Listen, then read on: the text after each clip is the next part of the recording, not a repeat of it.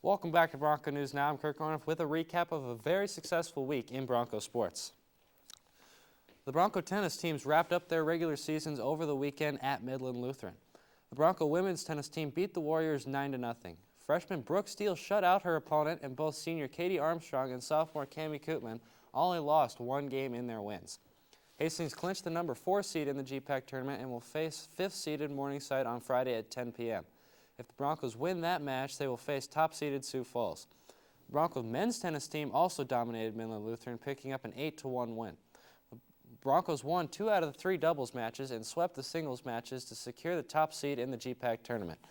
The Broncos got shutout wins from sophomores Christopher Ondry and Andrew Huber. The men's team went perfect in conference play this season and earned a first-round bye in the GPAC tournament. On Saturday morning, they will face the winner of Nebraska Wesleyan and Doane. Both the men's and women's tournaments will be held at Fremont High School in Fremont. HC hosted the GPAC Track and Field Championships over the weekend. Dale Brooks has more. The Great Plains Athletic Conference Championship was held at Hastings College Track Facilities Saturday afternoon. Coach Clay described some of his expectations and his team's success rate at previous meets. The previous meet at Doane, we were at about 62%, so we had an outstanding meet there. So, you know, the athletes have done a tremendous job, and we certainly want to continue that trend this weekend. Making the transition from regular season to a championship is difficult for any competitor. Clay talks about how he coached the athletes to better prepare themselves for the GPAC championships.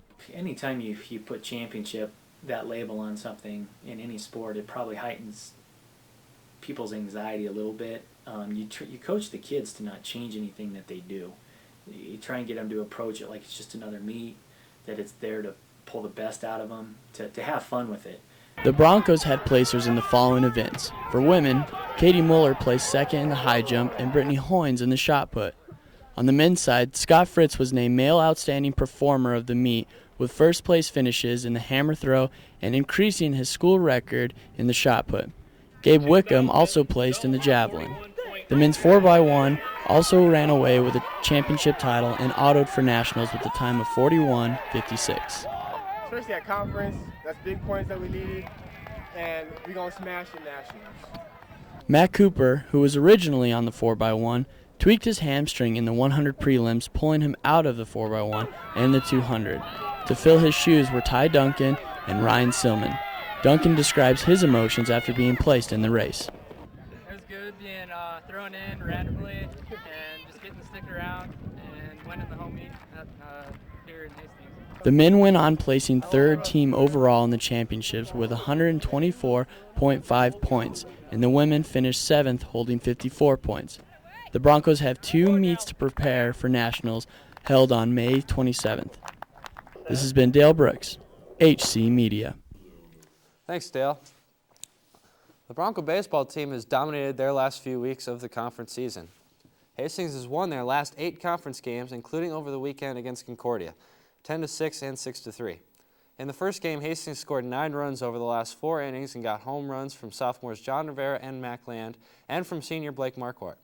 Seniors Jeff Burks got the win, going 5 2/3 innings, giving up 5 runs and striking out 5. In Game 2, the Broncos used another late-inning outburst to beat the Bulldogs. Hastings scored 5 runs in the final 3 innings and got another home run from Rivera. Junior pitcher A.J. Clark got the win, going all 7 innings and giving up 3 runs, striking out 6 to sweep the weekend. Hastings will face number 2 seeded Sioux Falls on Thursday in Mitchell, South Dakota. The Broncos softball team finished up their regular season Saturday against Dordt at the Smith Softball Complex. Senior pitcher Stacy Palladino was dealing as she sawed that hitter off. Now check this play out. Senior Caleb Peltz will go up the middle and hit it off the pitcher. Let's cue the circus music. Hits off of second base into the outfield. 2 runs are going to score. That one just barely. Then another Bronco run scores after another Dordt error. Yes, that was all on the same play. Coach Baker talks about Palladino's performance on the mound. With Chelsea being hurt, it's really, she stepped up and just said, hey, jump on my back and I'll do the job. And today was just a great performance again. In the second game, the Broncos struggled offensively, scattering only 4 hits. Broncos took Game 1 7-0 and dropped the late game 8-3. Well, the Broncos softball team is preparing for the GPAC tournament, which starts on Thursday. Eric Stites has more. The Hastings College softball team finished up its regular season Saturday, splitting a doubleheader with Dordt.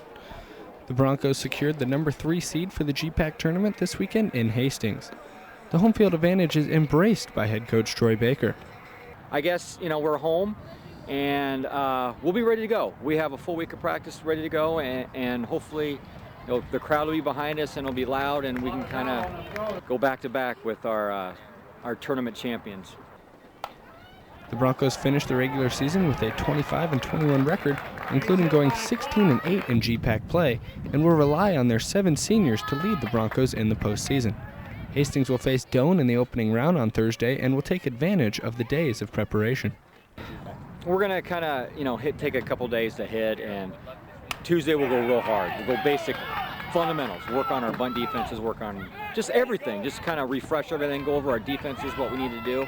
Wednesday we'll kind of relax, kind of take ground balls, fly balls, and get ready to go. I think we're ready. It's just a matter of putting 2, 3, 4 games together because we haven't done it in a while. So. Hastings hopes to be at full strength for the GPAC tournament, but is going to be cautious with senior first baseman and pitcher Chelsea Woodside, who has a knee injury. She's been on one leg for most of the year, and she's gutted out the performances that she has thrown. That's probably why, people are saying, why isn't Chelsea playing? That we're kind of being very cautious, and we're going to give her a shot Thursday and see where she's at. With the Broncos softball team, I'm Eric Stites, HC Media. HC will be hosting the GPAC tournament starting Thursday at the Smith Softball Complex. Well, it's a combination of 2 sports, golf and frisbee, otherwise known as disc golf, frisbee golf, and frolfing. And it's an activity being played by people of all ages. Now Hastings can be seeing their frolf course expanded. Kirk Pasper takes a look at the growth of this activity. In 2005, a group of disc enthusiasts constructed this disc golf course at Lake Hastings. I think word is out there that it's a pretty good course and kind of a challenging course. And currently, the frolfing course has only 18 holes, but now the city is thinking about expanding to 27. The expansion could cost $2,000. We have a pretty nice course compared to a lot of small towns. Scott has been frolfing now for almost 2 years. He feels that once you start frolfing, the technique can be simple. It just takes practice. It's as simple as taking a disc like this and throwing it into the basket. Coming outside and doing this really helps. It's a break of pace. There is no charge to use the disc golf course. You just have to show up with a disc. Frolfing sort of as expensive as you want it to be. Though frolfing is open to anyone. Hastings Park and Recreation is hoping to make frolfing appeal to any age.